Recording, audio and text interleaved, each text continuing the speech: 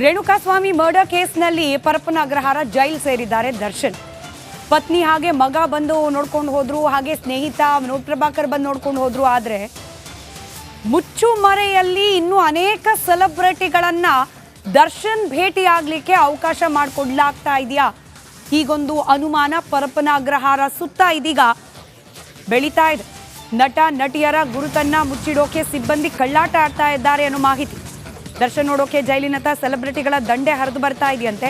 ಪ್ರತ್ಯೇಕ ಕಾರ್ನಲ್ಲಿ ಜೈಲಿನೊಳಗೆ ಕರೆದೊಯ್ಯೋಕೆ ಅಲ್ಲಿನ ಜೈಲಿನ ಸಿಬ್ಬಂದಿಗಳೇ ವಿಶೇಷ ವ್ಯವಸ್ಥೆಯನ್ನ ಮಾಡ್ತಿದ್ದಾರೆ. ನಿನ್ನೆ ದರ್ಶನ್ ಭೇಟಿಗೆ ನಟ ಲವ್ಲಿ ಸ್ಟಾರ್ ಪ್ರೇಮ್ ಬಂದಿದ್ರು ಅನ್ನೋ ಮಾಹಿತಿ ಇದೆ. ಅವ್ರ ಜೊತೆಯಲ್ಲಿ ಮತ್ತೊಬ್ರು ನಿರ್ದೇಶಕರು ಕೂಡ ಬಂದಿದ್ರು ಅಂತ ಹೇಳಲಾಗ್ತಾ ಇದೆ. ಪರಪ್ಪನ ಅಗ್ರಹಾರದ ಒಳಗೆ ಹೋಗ್ಲಿಕ್ಕೆ ಪರ್ಮಿಷನ್ ಸಿಗೋದೇ ಕಷ್ಟ. ಹಾಗೆ ಸಿಕ್ಕರೂ ಕೂಡ ಬೇರೆ ಬೇರೆ ಹಂತದ ತಪಾಸಣೆ ನಂತರದಲ್ಲಿ ಅವ್ರನ್ನ ಒಳಗೆ ಬಿಡಲಾಗುತ್ತೆ. ಆದರೆ ಹೀಗೆ ಬರ್ತಿರುವ, ಅಂದರೆ ಕಳ್ಳ ಮಾರ್ಗದಿಂದ ಬರ್ತಿರುವ ಸೆಲೆಬ್ರಿಟಿಗಳನ್ನ ಯಾವುದೇ ತಪಾಸಣೆ ಇಲ್ಲದೆ ಒಳಗೆ ಕರ್ಕೊಂಡು ಹೋಗ್ಲಿಕ್ಕೆ ಅಲ್ಲಿನ ಸಿಬ್ಬಂದಿಗೆ ವ್ಯವಸ್ಥೆ ಮಾಡಿದ್ದಾರಂತೆ. ಟಿಂಟೆಡ್ ಗ್ಲಾಸ್ ಇರುವ ಕಾರನ್ನ ಬಳಸ್ತಿದ್ದಾರೆ ಜೈಲಿನ ಸಿಬ್ಬಂದಿ ಅನ್ನೋ ಮಾಹಿತಿ.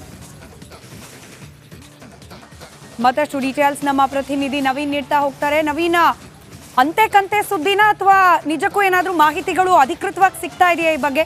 ಇನ್ ಕೇಸ್ ನಿಜವೇ ಆಗಿದ್ರೆ, ಈ ರೀತಿ ಕಳ್ಳ ಮಾರ್ಗದಿಂದ ಸೆಲೆಬ್ರಿಟಿಗಳನ್ನ ಒಳಗೆ ಕರ್ಕೊಂಡು ಹೋಗ್ತಾ ಇದ್ರೆ ಪರಪ್ಪನ ಅಗ್ರಹಾರದ ಜೈಲಿನ ಸಿಬ್ಬಂದಿಗಳು ಇಲ್ಲಿ ಅಪರಾಧಿ ಸ್ಥಾನದಲ್ಲಿ ನಿಲ್ತಾರೆ. ನವೀನ್, ಸ್ಮಿತಾ, ತಾವು ಹೇಳಿದ ಮಾತಲ್ಲಿ ಎರಡು ಕ್ಲಾರಿಫಿಕೇಶನ್ ನಾನು ಕೊಡ್ಬೇಕಾಗತ್ತೆ. ಯಾಕಂತ ಹೇಳಿದ್ರೆ ಪರಪ್ಪನ ಅಗ್ರಹಾರ ಜೈಲು ಸೇರಿರೋ ಬಳಿಕ ದರ್ಶನ್ ಅವರು ಈಗ ಕಳೆದ 4-5 ದಿನಗಳಿಂದ ಅಲ್ಲಿ ಜೈಲಿನ ಒಳಗಡೆ ಇದ್ದಾರೆ. ಇಲ್ಲಿ ಪ್ರತಿದಿನವೂ ಕೂಡ ಜೈಲಿಗೆ ಬರುವಂತಹ ಸಿಬ್ಬಂದಿಗಳ ಅಂತಂದ್ರೆ ಏನು ಸಿಬ್ಬಂದಿಗಳೇನಿರ್ತಾರೆ ಅವರು ಮತ್ತು ಪರಪ್ಪನ ಅಗ್ರಹಾರ ಜೈಲಿನ ಎದುರುಗಡೆ ಇರುವಂತಹ ಪೊಲೀಸ್ ಸ್ಟೇಷನ್, ಇದು ಎರಡು ಎದುರಿಗೆ ಇರುವಂತದ್ದು. ಆದ್ರೆ ಇಲ್ಲಿ ಪ್ರಮುಖವಾಗಿ ಕಳೆದ 2 ದಿನಗಳಿಂದಲೂ ಕೂಡ ಮೊನ್ನೆ ದರ್ಶನ್ ಅವರ ಪತ್ನಿ ಮತ್ತು ಮಗ ಭೇಟಿಗೆ ಬಂದಿದ್ರು. ಈ ಒಂದು ಸಂದರ್ಭದಲ್ಲೂ ಅಷ್ಟೇ ಪರಪ್ಪನ ಅಗ್ರಹಾರ ಪೊಲೀಸ್ ಠಾಣೆಯ ಸಿಬ್ಬಂದಿಗಳು ಕೆಲವರು ಅಂತಂದ್ರೆ ಒಂದು ಟಿಂಟೆಡ್ ಗ್ಲಾಸ್ ಅನ್ನ ಬಳಸಿರುವಂತಹ ಒಂದು ಕಾರಿನಲ್ಲಿ ಅವ್ರನ್ನ ಸುಮಾರು 2 ಕಿಲೋಮೀಟರ್ ದೂರದಿಂದ ಬೇರೆ ಒಂದು ಕಾರ್ನಲ್ಲಿ ಅವ್ರನ್ನ ಕರ್ಕೊಂಡು ಹೋಗುವಂತ ಒಂದು ಕೆಲಸ ನೇರವಾಗಿ ಆಗಿತ್ತು. ಇಲ್ಲಿ ಯಾರಾದ್ರೂ ಸಾಮಾನ್ಯ ಕೈದಿಗಳು ಬಂದ್ರೆ ಅವರ ಭೇಟಿಗೆ ಚೆಕ್ ಪೋಸ್ಟ್ ಇದೆ, ಚೆಕ್ ಪೋಸ್ಟ್ ಇಂದ ತಪಾಸಣೆಯಾಗಿ ಅವ್ರನ್ನ ಒಳಗಡೆ ಕಳಿಸ್ತಾರೆ. ಅದಾದ ಬಳಿಕ ಅವರು ಪಾಸ್ ಅನ್ನ ಪಡಿಬೇಕು. ಪಾಸ್ ಪಡೆದ ನಂತರ ಜೈಲಿನ ಒಳಗಡೆ ಹೋಗೋದಕ್ಕೆ ವ್ಯವಸ್ಥೆ ಇರುವಂತದ್ದಾದ್ರೆ ಇವ್ರನ್ನ ನೇರವಾಗಿ ಒಳಗಡೆ ಕಾರಲ್ಲಿ ಕರ್ಕೊಂಡು ಹೋಗೋ ವ್ಯವಸ್ಥೆ ಆಗಿತ್ತು. ಅದಾದ ಬಳಿಕ ನಿನ್ನೆ ಲವ್ಲಿ ಪ್ರೇಮ್ ಮತ್ತು ಅವರು ಇನ್ನೊಂದಷ್ಟು ಜನ ನಿರ್ದೇಶಕರು ಬಂದಿದ್ರು.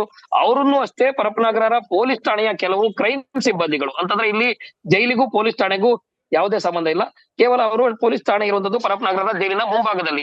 ಈ ಒಂದು ಮುಂಭಾಗದಲ್ಲಿರುವಂತಹ ಪೊಲೀಸ್ ಠಾಣೆಯ ಕೆಲವು ಸಿಬ್ಬಂದಿಗಳು ಏನು ಅವರ ತಮ್ಮ ಏನು ಅಕ್ರಮದ ಮಾರ್ಗದ ಮೂಲಕ ಜೈಲಧಿಕಾರಿಗಳಿಗೆ ನಿನ್ನೆ ಕರ್ಕೊಂಡು ಬಂದಂತಹ ಲವ್ಲಿ ಪ್ರೇಮನ್ನ ಮತ್ತೆ ಇನ್ನೊಂದು ನಿರ್ದೇಶಕರನ್ನ 1-2-3 ಜನರನ್ನ ಒಳಗಡೆ ಕರ್ಕೊಂಡು ಹೋಗೋದಕ್ಕಂತ ಹೇಳಿ ಬೇರೆ ಒಂದು ಅಂತಂದ್ರೆ ಇಲ್ಲಿ ಪರಪ್ಪನ ಅಗ್ರಹಾರ ಚೆಕ್ ಪೋಸ್ಟ್ ಬಳಿ ಸಾಕಷ್ಟು ಮಾಧ್ಯಮದವರು ಇರ್ತಾರೆ.